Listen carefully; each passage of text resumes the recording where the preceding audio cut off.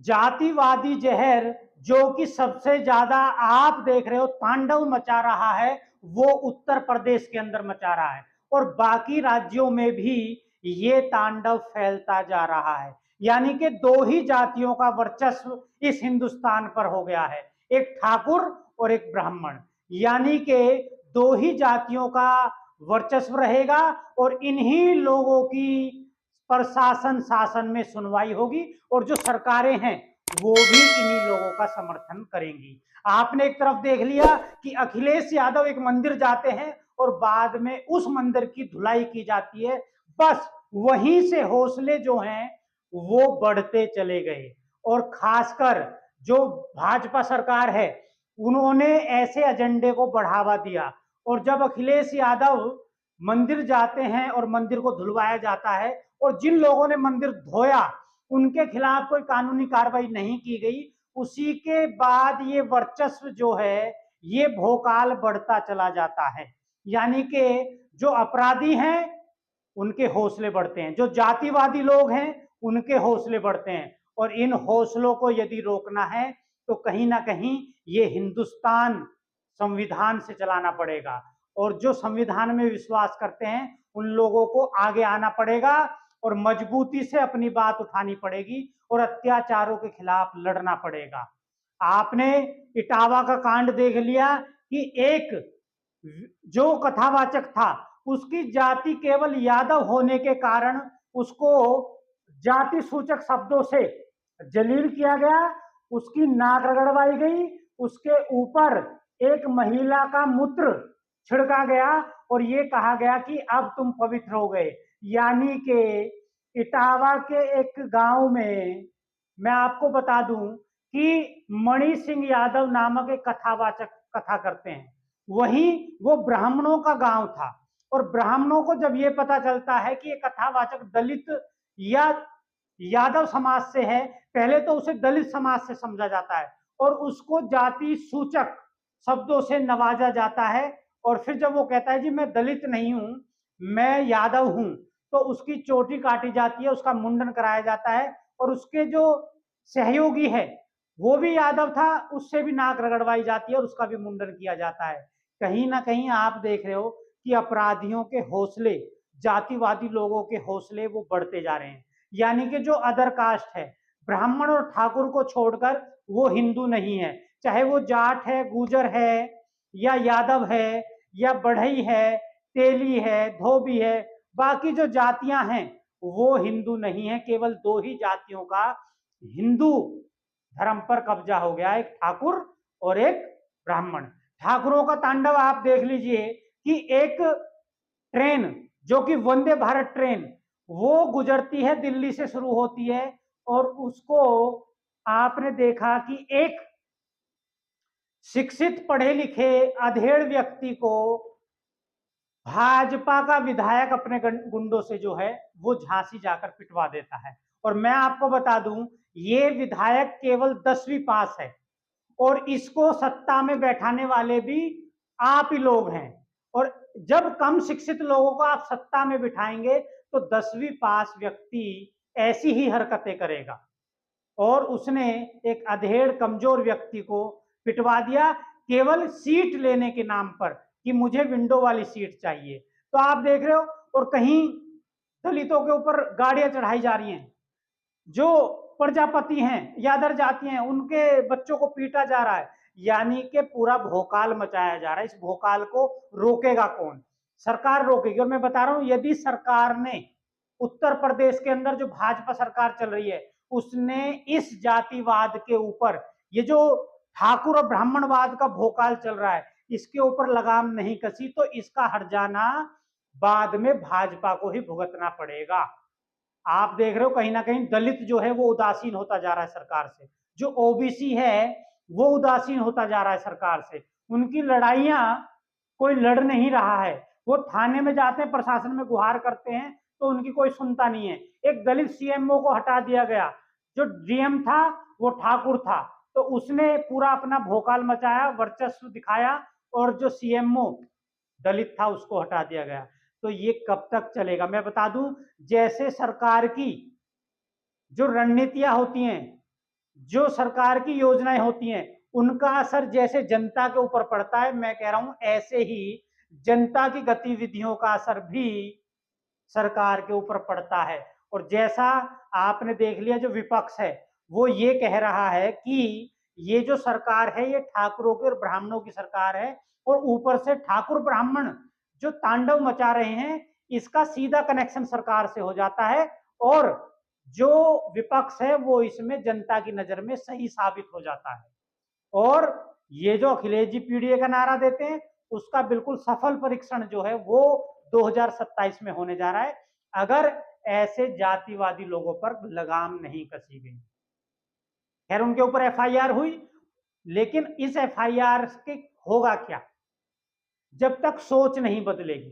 कबीरदास ने भी कहा है कि जाति ने पूछो साधु की, पूछ लीजिए ज्ञान, और मोल करो तलवार का, पड़ा रहन दो मयान। अगर इस शब्दों का, इन शब्दों का आप मतलब समझ जाएंगे तो कभी भी आप जातिवादी की जो सोच है, जो आज के समय में सबसे बड़ा आतंकवाद फैला हुआ है वो जाति आतंकवाद है, जातिवाद।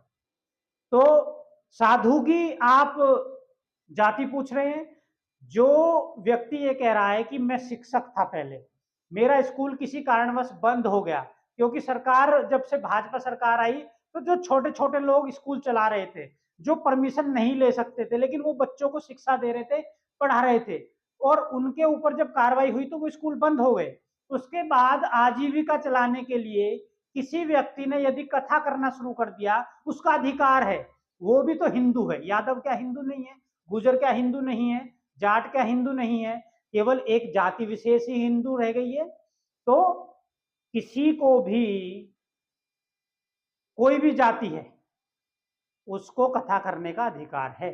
आप एक स्पेशल जाति है, क्या वो हिंदुओं की ठेकेदार हो गई है? क्या वो ही कथा करेगी? कथा करने का ठेकेदार वही जाति हो गई है? तो ऐसा नहीं है। आपको अपने अधिकारों को समझना पड़ेगा और अपने खिलाफ जो ये जातिवाद तांडव चल रहा है उसका विरोध करना पड़ेगा। और मैं आपको बता दूं, कहीं ना कहीं ये जो हौसले बुलंद होते हैं ये कहीं ना कहीं राजनीति की वजह से होते हैं। जब राजनीति की सपोर्ट होती है तो वो लोग डरते नहीं हैं और वो अपना पूरा तांडव मचाते हैं। आपने भगवान श्री राम को देखा, क्या भगवान श्री राम ने सबरी के बेर जाति पूछकर खाए थे? श्री कृष्ण भगवान की दोस्ती ब्राह्मण सुदामा से थी और श्री कृष्ण यदुवंशी थे, क्या उनकी दोस्ती जाति पूछकर उन्होंने दोस्ती की थी? ये तो प्रेम है, और उस प्रेम को आज के जो आडंबरी और जातिवादी लोग हैं वो इस प्रेम को भंग कर रहे हैं। आपने देखा एक तरफ जातिवादी लोग और हिंदुओं को भटकाने वाले कुछ तथाकथित कथावाचक और कुछ तथाकथित जो धर्मगुरु बन रहे हैं वो इस देश को गड्ढे की तरफ ले जा रहे हैं। वो बड़े बड़े, देख रहे हो आप, महंगे महंगे हवाई जहाजों में घूम रहे हैं, बड़ी बड़ी गाड़ियों में घूम रहे हैं, महंगे महंगे कपड़े पहन रहे हैं, गुची के चश्मे लगा रहे हैं और विदेशों की यात्रा कर रहे हैं। केवल धर्म के नाम पर ये लोग लुटेरे बन गए हैं और अपना फायदा कर रहे हैं और जनता को धर्म की फांस में फंसा रखा है। और इसके पीछे राजनीति का भी हाथ है, क्योंकि राजनीति चाहती है कि लोग अंधे बने रहें और उनको वोट करते रहें। इसलिए सबसे पहले जितने भी दलित और ओबीसी लोग हैं उनको शिक्षित होना पड़ेगा, और शिक्षित होकर ही आप इस आडंबर से लड़ सकते हो और इस जातिवाद और इस ब्राह्मणवाद और ठाकुरवाद का विरोध कर सकते हो। और मैं आपको बता दूं, कहीं ना कहीं जैसा मैं कहता हूं कि किसी ना किसी के पतन का कारण कोई चीज बनती है, तो ये जो सरकार है वर्तमान, इसके पतन का कारण ये जातिवाद बनने जा रहा है। अगर इस जातिवाद के ऊपर लगाम नकेल नहीं कसी गई तो मैं कह रहा हूं 2027 का चुनाव बहुत नजदीक है और आप देख लेना ये सरकारें मिट जाएंगी यदि ये अपने पतन के कारणों को नहीं रोक पाई और ऐसे जातिवादी लोगों को सपोर्ट करते रहे। सबसे पहले आप देख लीजिए, किसी भी शासन प्रशासन में जाइए, आपको एक जाति विशेष के लोग बैठे मिलेंगे, वहां आपको उच्च पदों पर दलित नहीं मिलेगा, ओबीसी नहीं मिलेगा। तो कहीं ना कहीं ये जो कहानी है ये बड़ी खतरनाक है।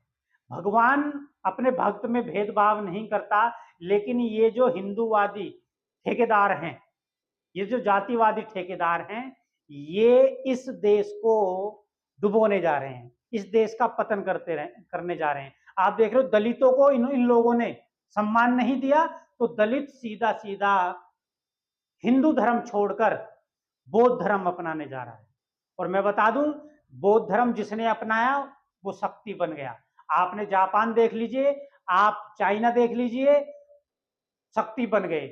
बौद्ध के विचार जो है इतने अच्छे विचार थे कि वो जातिवाद और ये जो धर्मांध और आडंबर है इसके खिलाफ मुहिम थी जो बौद्ध धर्म था। और जो महात्मा बुद्ध थे उन्हीं को इन लोगों ने जहर दिलवाकर हत्या करा दी, उनको टिकने नहीं दिया क्योंकि उन्होंने आडंबरवाद पर आक्रमण किया। एक नाथ संप्रदाय को लेकर गुरु गोरखनाथ जी आए।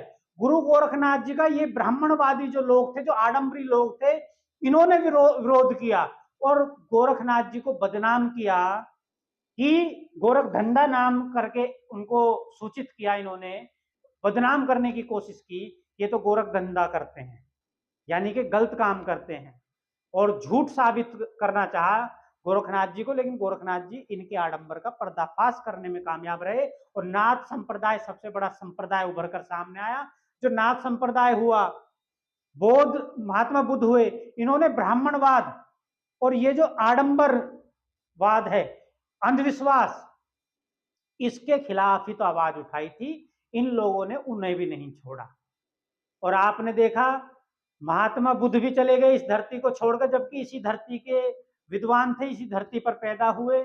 और उस महात्मा बुद्ध के विचारों को किसने अपनाया? चाइना ने, जापान ने। और भी जिस देश ने महात्मा बुद्ध के विचारों को अपनाया वो इस वक्त वर्ल्ड की पावर है। और जिन लोगों ने इन ब्राह्मणवादियों का, इन आडंबरियों का ब्राह्मणवाद को फॉलो किया, इस आडंबर को फॉलो किया, अपनाया, वो आज भी गुलाम हैं।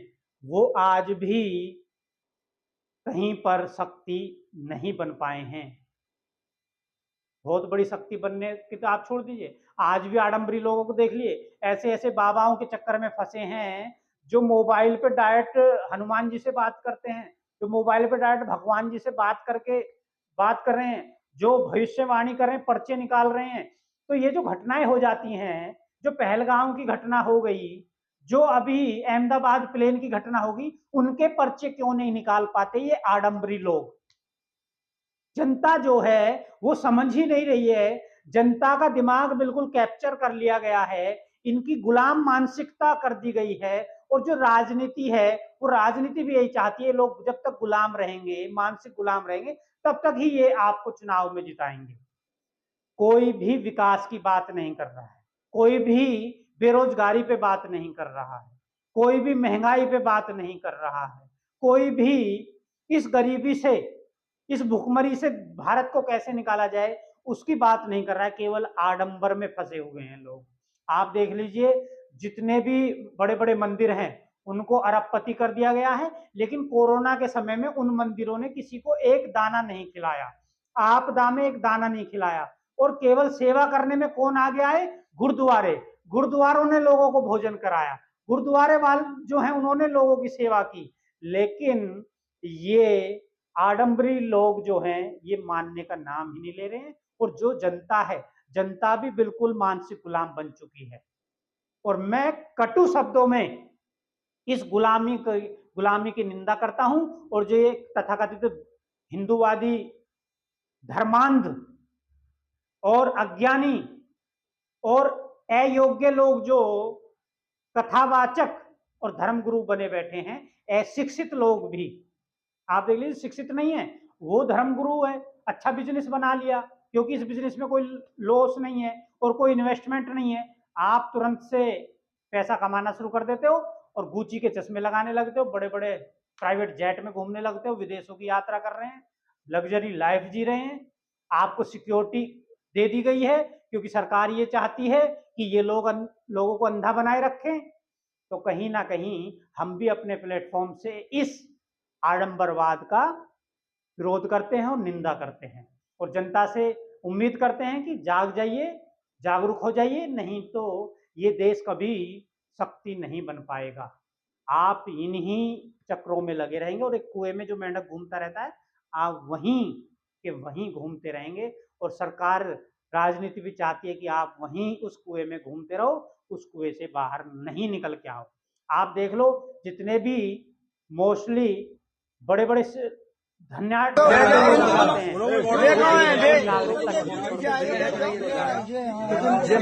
देश में ये जो आडम्बरी लोग हैं और यही फंसे रहेंगे, उनमें जा रहे हैं यहाँ के नागरिकता। और यहाँ जो कम गरीब लोग हैं उनके ऊपर एक बनाया जा रहा है। पूरी सत्ताधारी लोग सत्ता में बैठे। यदि आपको सुरक्षित रहना है, चैन से जीना है और आने वाली पीढ़ियों बनाना है, तो आप अपने बच्चों के